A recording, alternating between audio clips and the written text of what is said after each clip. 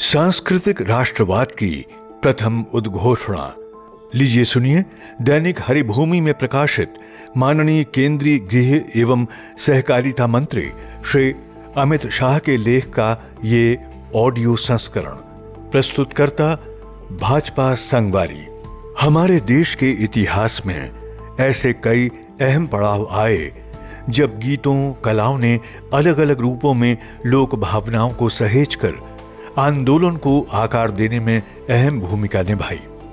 चाहे छत्रपति शिवाजी महाराज की सेना के युद्ध गीत हों, आजादी के आंदोलन में सेनानियों के गान या आपातकाल के विरुद्ध युवाओं के सामूहिक गीत, इन गीतों ने भारतीय समाज को स्वाभिमान की प्रेरणा भी दी और एकजुट भी बनाया। ऐसा ही है भारत का राष्ट्रीय गीत वंदे मातरम, जिसका इतिहास किसी युद्ध भूमि से नहीं बल्कि एक विद्वान बंकिम चंद्र चट्टोपाध्याय के शांत लेकिन अडिग संकल्प से शुरू होता है। सन 1875 में जगद्धात्री पूजा कार्तिक शुक्ल नवमी या अक्षय नवमी के दिन उन्होंने उस स्तोत्र की रचना की जो भारत की स्वतंत्रता का शाश्वत गीत बन गया। इन पवित्र शब्दों को लिखते हुए वे भारत की गहनतम सभ्यतागत जड़ों से प्रेरणा ले रहे थे। अथर्ववेद के उद्घोष माता भूमि ही पुत्रो अहम पृथिव्याः से लेकर देवी महात्म्य में विश्वात्मा के आवाहन से प्रेरणा ले रहे थे। बंकिम बाबू का यह मंत्र प्रार्थना भी था और भविष्यवाणी भी। वंदे मातरम केवल भारत का राष्ट्रीय गीत ही नहीं, सिर्फ स्वतंत्रता आंदोलन का प्राण ही नहीं, बल्कि ये बंकिम चंद्र चट्टोपाध्याय द्वारा सांस्कृतिक राष्ट्रवाद की प्रथम उद्घोषणा है। इसने हमें याद दिलाया कि भारत केवल जमीन का एक टुकड़ा नहीं बल्कि एक भू सांस्कृतिक राष्ट्र है जिसकी एकता उसकी संस्कृति और सभ्यता से आती है। ये केवल भूभाग नहीं है बल्कि तीर्थ है, स्मृति, त्याग, शौर्य और मातृत्व से बंधी पवित्र भूमि है। जैसा कि महर्षि अरविंद ने वर्णन किया, बंकिम आधुनिक भारत के एक ऋषि थे जिन्होंने अपने शब्दों के माध्यम से राष्ट्र की आत्मा को पुनर्जीवित किया। उनका आनंद मठ केवल एक उपन्यास नहीं बल्कि गद्य में एक मंत्र था जिसने एक ऐसे राष्ट्र को जागृत किया जो अपनी दिव्य शक्ति को भूल चुका था।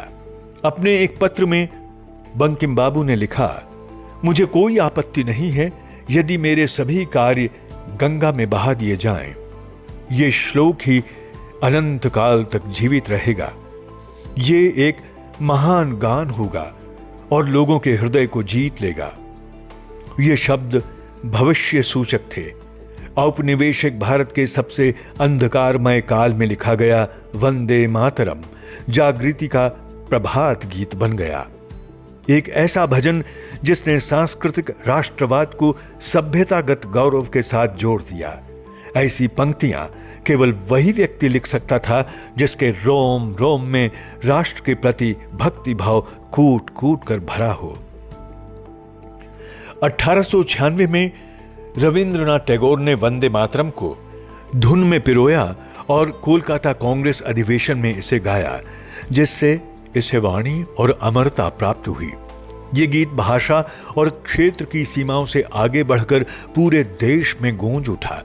तमिलनाडु में सुब्रमण्यम भारती ने इसका तमिल अनुवाद किया और पंजाब में क्रांतिकारियों ने इसे गाते हुए ब्रिटिश राज को खुली चुनौती दी।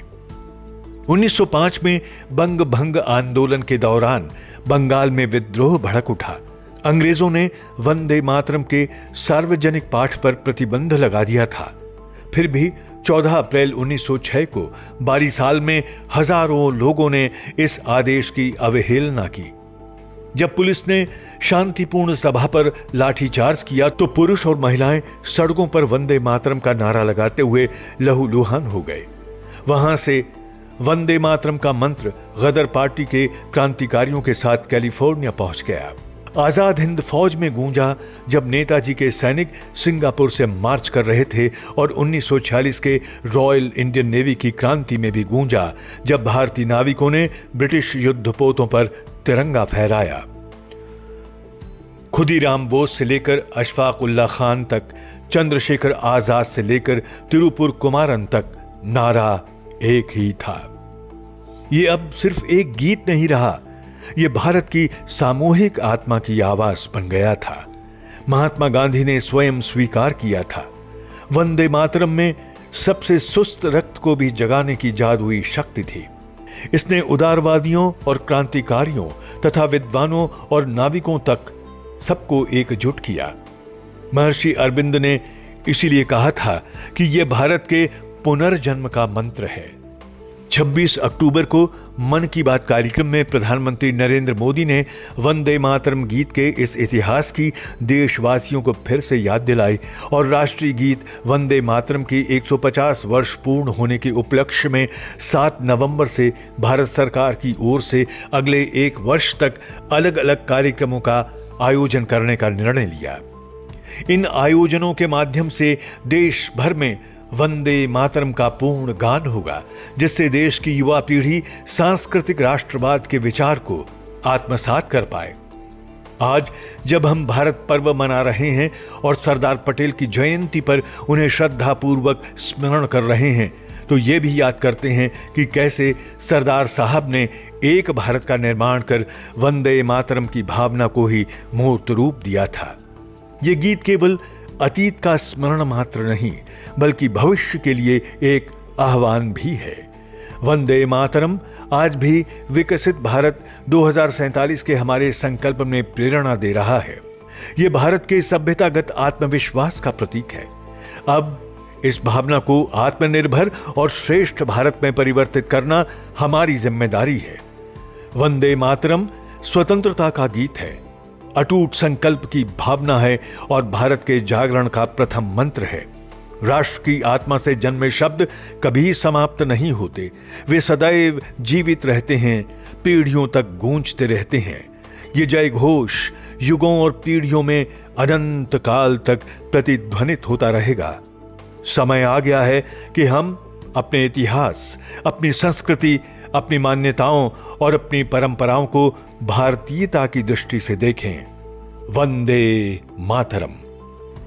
सांस्कृतिक राष्ट्रवाद की प्रथम उद्घोषणा आप सुन रहे थे दैनिक हरिभूमि में प्रकाशित माननीय केंद्रीय गृह एवं सहकारिता मंत्री श्री अमित शाह के लेख का ये ऑडियो संस्करण। प्रस्तुतकर्ता भाजपा संगवारी।